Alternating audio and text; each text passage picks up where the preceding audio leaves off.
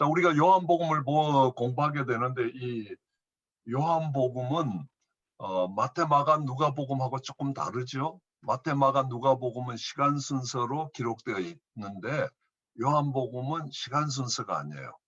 의미의 중요성에 따라서 나열된 거예요. 그러니까 마태, 마가, 누가복음을 시간의 흐름에 따라서 기록된 공간복음이라고, 관점이 같은 복음서라면 이 요한복음은 오늘날로 보면 주석책 같은 겁니다. 마태, 마가, 누가복음의 주석책 같아서 의미에 따라서 다시 재정리되어 있는 그런 책이 요한복음이라. 그래서 마태복음은 왕으로 온 예수 그리스도라면 마가복음은 종으로 온 예수 그리스도, 예, 누가복음은 사람의 아들로 오신 예수 그리스도라면 요한복음은 언제나 하느님의 아들로 오신 예수 그리스도예요.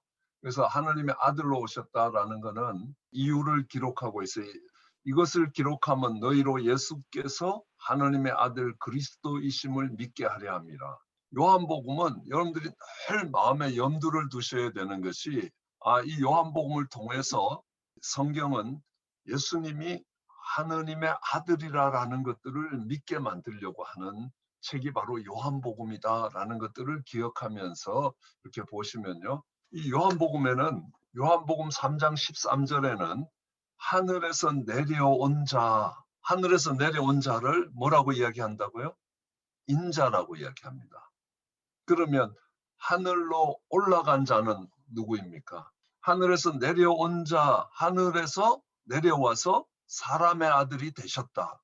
그래서 사람의 아들로 다시 하늘로 올라간 자는 하느님의 아들이 되셨다.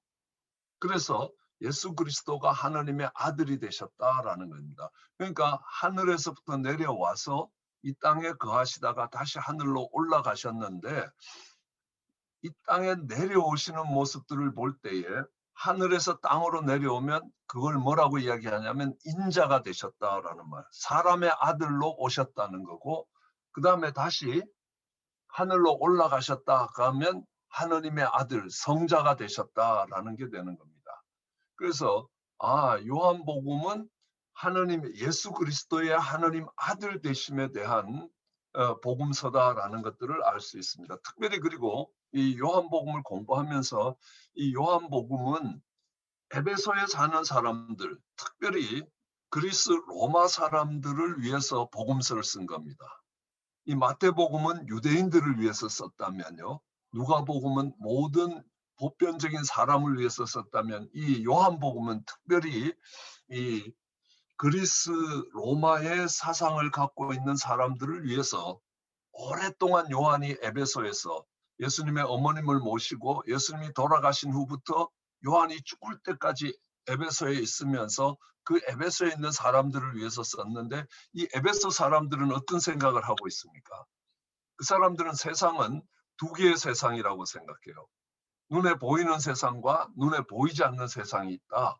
근데 눈에 보이는 세상은 어떤 세상이냐 하면 우리가 눈으로 보고 만질 수 있고 느낄 수 있는 거고 눈에 보이지 않는 세상은 우리가 볼 수 없는데 그걸 이데아의 세계라 하고 눈에 보이는 세상을 현상의 세계라고 이야기해요. 그래서 눈에 보이는 세계는 그림자의 세계고 눈에 보이지 않는 세계는 빛의 세계다. 본질의 세계다. 본질과 그림자. 우리가 이렇게 가면 햇빛이 비치면 사람이라는 본체가 있으면 거기에 따라오는 그림자가 있는 것처럼 눈에 보이는 세상은 사실 본질적인 세계가 아니라 그림자의 세계다. 현상의 세계다. 그런 생각을 하고 있는 사람들한테 요한은 어떻게 설명하겠어요? 너희가 생각하는 그 보이지 않는 세계가 하늘의 세계고 너희가 생각하는 그 보이지 않는 세계가 영의 세계고 너희가 보이지 않는다고 생각하는 그 이데아의 세계가 바로 하느님의 세계다. 태초에 말씀이 계셨다. 그 말씀은 어디에 있었다고요? 보이지 않는 세계에 있었다. 그 보이지 않는 세계에 있던 말씀이 이제 육신이 되어서 보이는 세계로 들어왔다. 그게 예수 그리스도다. 그게 복음이다. 이렇게 이야기하는 거예요. 마태복음, 마가복음, 누가복음은 어떻게 해요? 하나님의 약속을 따라 예수님이 태어나셨고 예수님이 이렇게 사시면서 우리를 구원하셨다. 이렇게 설명하는데 요한복음은 처음부터 애초에 그 영적인 세계, 보이지 않는 세계, 하늘의 세계, 하나님의 세계에 말씀이 있었고 말씀이 곧 하느님이었는데 그 말씀이 육신이 돼서 이 땅에 왔다.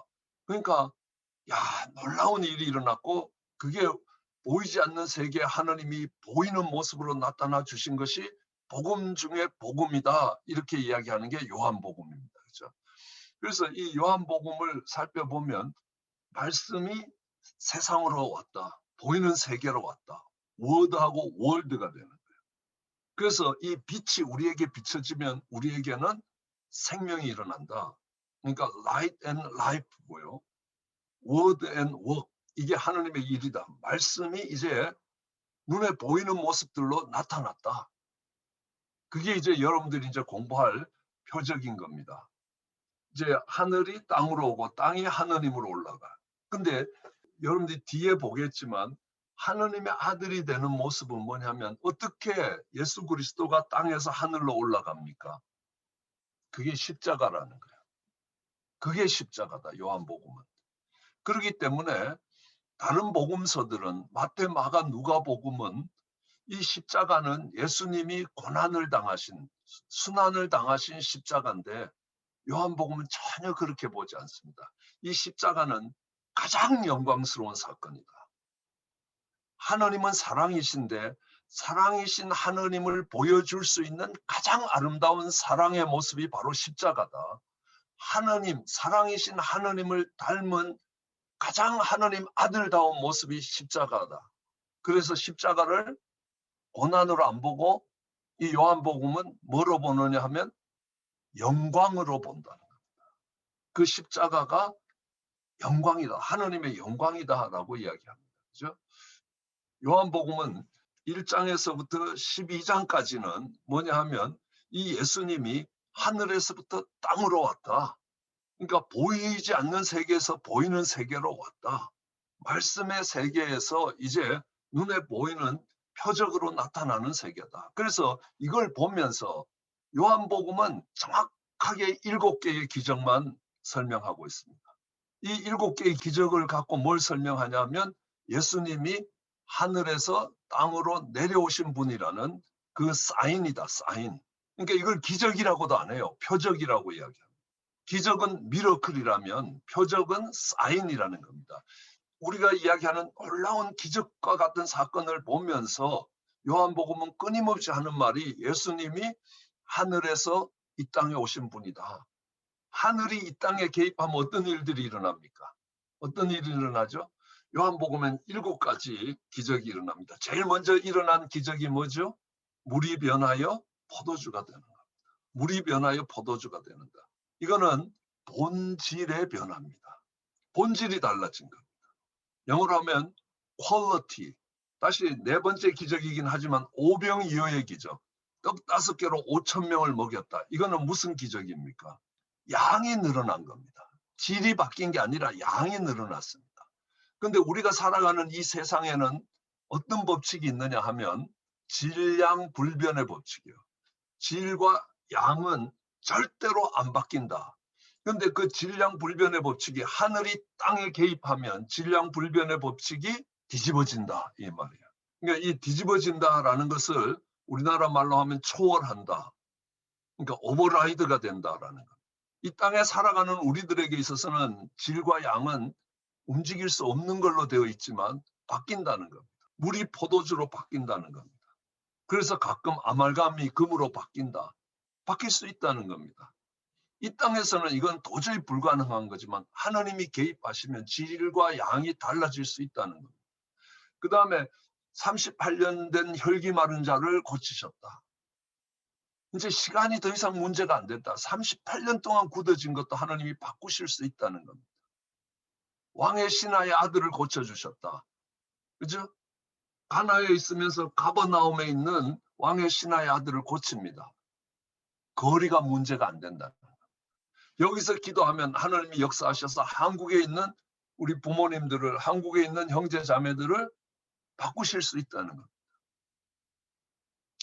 이 세상에서는 뭐냐면 시간과 공간이 제한되어 있습니다.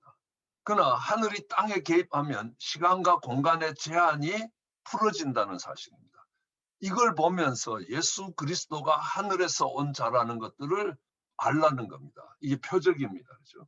그리고 물 위를 걸어갑니다. 이게 물 위를 걸을 수 있습니까? 못 걷죠. 그죠? 왜?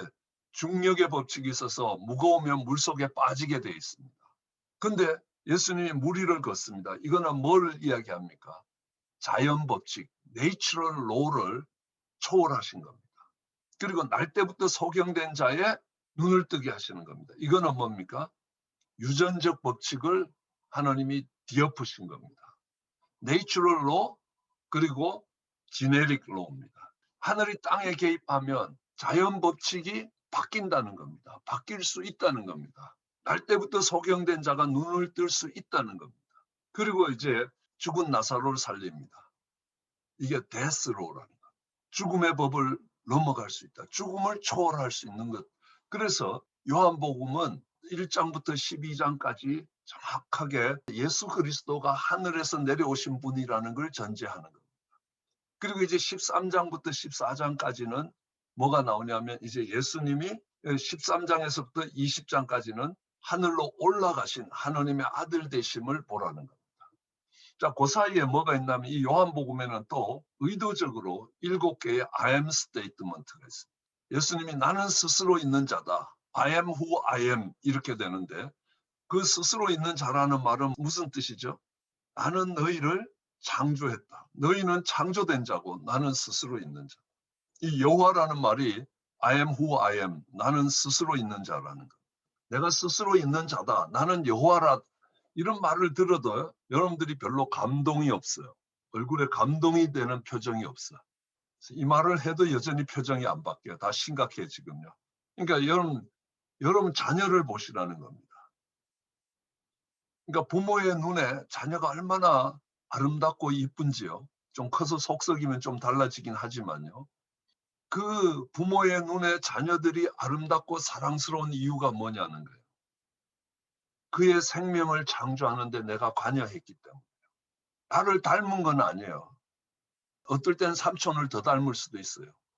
근데 닮은 것만이 아니라 그의 생명을 창조하는데 관여했는데 우리는 반밖에 관여를 못해요. 반은 남편에게서, 반은 아내에게서, 그리고 하나님이 축복해 줄 때 그 자녀들이 되는데 그 자녀들이 너무너무 이쁘다는 겁니다. 사랑스럽다는 겁니다. 그런데 하나님은 내가 너를 창조했다는 겁니다. 그 말은 부모가 자식을 사랑하는 것하고는 비교도 상상도 할 수 없을 만큼 하나님이 우리를 사랑하신다는 말이다. I am who I am이라는 이 문장을 갖고 요한복음은 7개의 I am 스테이트먼트를 해요. 그죠? 나는 생명의 떡이다. I am the bread of the life. 그렇게 이야기합니다. I am the light of the world. 그러니까 나는 세상의 빛이다. 나는 선한 목자다. 나는 양의 문이다. 나는 길이요 진리요 생명이다. 나는 포도나무다. 나는 부활이요 생명이다. 라고 이야기합니다.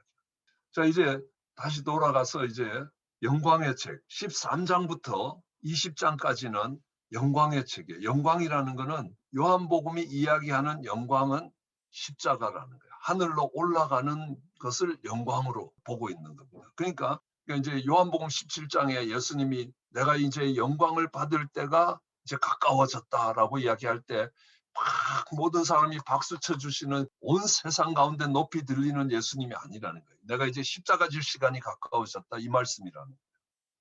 그러니까 이 영광의 책에 제일 먼저 나오는 사건이 뭡니까? 유월절 만찬의 석상에서 제자들의 발을 씻기는 거예요. 이 제자들의 발을 씻기는 것이 곧바로 십자가하고 연결되어 있는 사건이라는 거죠. 그래서 14장에 가보면 내가 이제 하늘로 올라가서 너희의 처소를 예비하고 그 처소가 예비되면 내가 너희를 데리러 올 거다라고 이야기합니다. 그리고 내가 이제 하늘로 올라가면 보혜사 성령을 내려보낼 거다. 그 16장에 가면 그 보혜사 성령이 오시면 이제는 죄에 대해서 의에 대해서 심판에 대해서 책망할 것이다. 이 요한복음 이 뒷부분의 모든 거는요. 예수님이 하늘로 올라가는 걸 전제돼서 설명되고 있습니다. 그때 어떤 일들이 일어날 것인가. 그죠?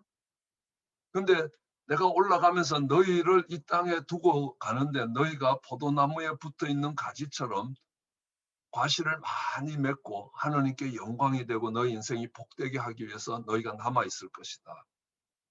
그리고 17장에 가면 그 남아있는, 이 세상에 남아있는 제자들을 위해서 기도합니다. 그렇죠?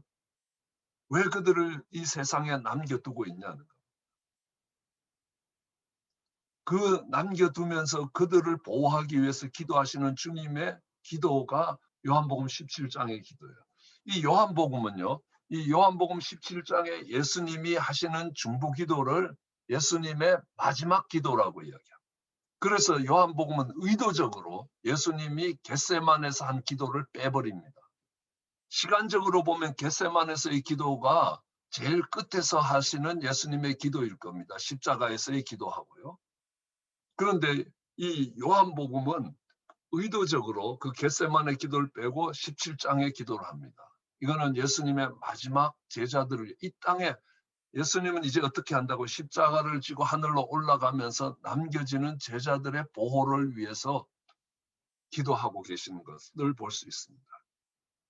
그래서 이 기도가 한번 나중에 기회가 되면 저희가 한 20번에 걸쳐서 요한복음 17장 예수님의 마지막 기도, 유언 같은 기도가 어떤 의미들을 갖고 있는가 살펴봤거든요. 아마 그게 바인더로 정리되어 있습니다. 필요하시면 이제 살펴보시면요. 굉장히 은혜가 되는 겁니다.